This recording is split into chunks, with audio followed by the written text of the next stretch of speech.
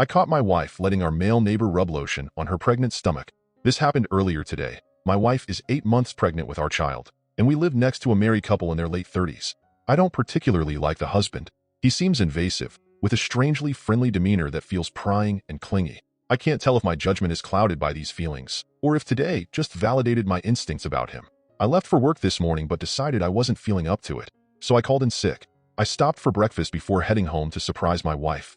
I was gone for no more than 40 minutes. When I arrived home, I entered through the back door and saw my wife and our neighbor sitting on the couch in our living room. She was turned towards him, fully clothed, but with her shirt pulled up over her very pregnant stomach, while he was rubbing lotion on it with both hands. They both froze when they saw me. My wife asked why I was back so soon and explained that our neighbor had stopped by to borrow a toolbox while she was moisturizing. He wanted to know if he could feel the baby, so she said okay.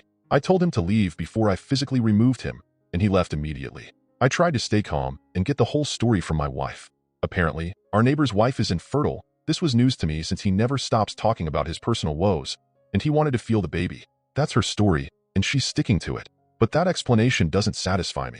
There's a big difference between feeling a baby for a few seconds and coming into our home to rub lotion on my wife's stomach. If it were a close friend, I might understand, but I dislike this guy, and my wife has never expressed any closeness to him beyond passing pleasantries. She's also not the type to let anyone she's not close with touch her like that. How does he go from being a distant acquaintance at best to being allowed to rub her stomach? It also seems too convenient that he showed up right after I left for work and shortly after his own wife left for work. He's never come over to borrow anything before, yet suddenly, at 9:30 in the morning, he urgently needs a toolbox? I don't believe my wife. This is the first time my trust in her has wavered.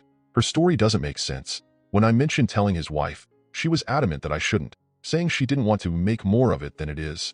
If it were innocent, what more is there to make? Even if nothing more is going on, I'm not okay with what I saw. I'm uncomfortable with him rubbing lotion on my unborn child without me there. I know it's her body and her choice, but I'm not okay with this. It'd be one thing for him to feel the baby kick, but he was sitting reclined on our sofa, rubbing lotion on her while they were engaged in a private conversation. I'm struggling to express my disbelief in her story without causing stress that could be dangerous for her or our baby.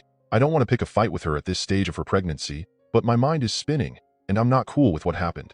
Any advice would be appreciated. First update. After talking with a friend and thinking about it for a day, I decided to confront the issue. My wife stuck to her story, apologized for making me uncomfortable, and assured me it wouldn't happen again. Joe, the neighbor, also left a handwritten note in our mailbox apologizing. Still, I wasn't satisfied, so the consensus was that I should speak to the neighbor's wife, Sally. So that's what I did. After watching my neighbor leave for work, I called my mother-in-law to come take my wife out for lunch to get her out of the house. I left for work as usual, called off again, and went to stay with a friend. I received a text from my wife around noon saying she was with her mother and would be back by dinner. With the coast clear, I went home and knocked on Sally's door. Sally was surprised to hear about what I saw. I kicked Joe out and caused a scene about not wanting either of them to speak to us anymore because I was upset about him helping my wife. It turns out both Sally and Joe had been coming over to our house while I was at work. My wife had approached Sally and asked if they would be willing to lend a hand with chores she could no longer do alone. Sometimes Sally would go over to do small tasks or just hang out. Sometimes both Sally and Joe, and sometimes just Joe. My wife told her I knew about it and was fine with it, which is why Sally was confused when Joe told her I was mad. She showed me text messages where she clarified with my wife and asked if she was still welcome to come over, and my wife hadn't replied. Since I don't often see Sally or socialize with them, she just assumed Joe was telling the truth. Sally admitted that she noticed Joe and my wife becoming fast friends and figured it was due to the pregnancy, but she thought it was his way of dealing with their own inability to have kids, so she wrote it off. I told her about what I walked in on and about the toolbox, which also turned out to be a lie. Sally and I both came to the same conclusions.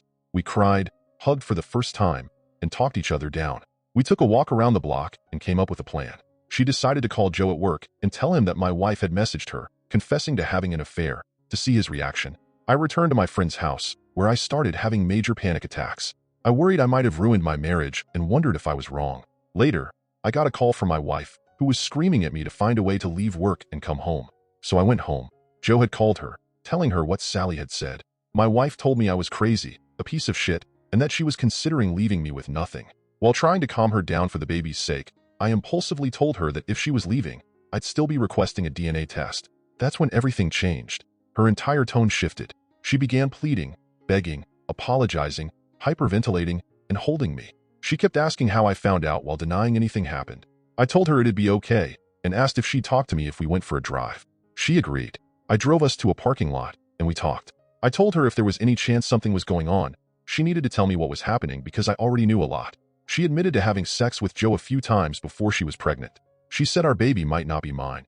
Joe had been coming by and doing daddy duties occasionally, in case it's his. They hadn't slept together in months. She wanted to move away and insisted the baby was ours, claiming Joe had manipulated her. She also admitted to lying to Sally to justify Joe coming over for daddy duties.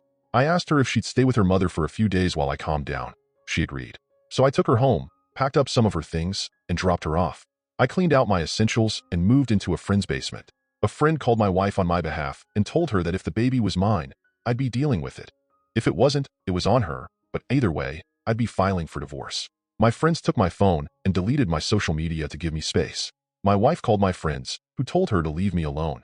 I spoke to my boss, who was very understanding. Last I heard from Sally, Joe hadn't come home and stopped responding to her calls and texts.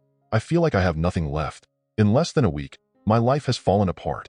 The only thing keeping me going is the small chance the baby is mine. I have nothing else.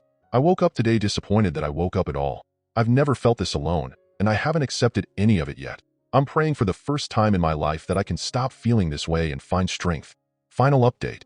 A week after my last update, my soon-to-be ex-wife had our child, which I was at the hospital for.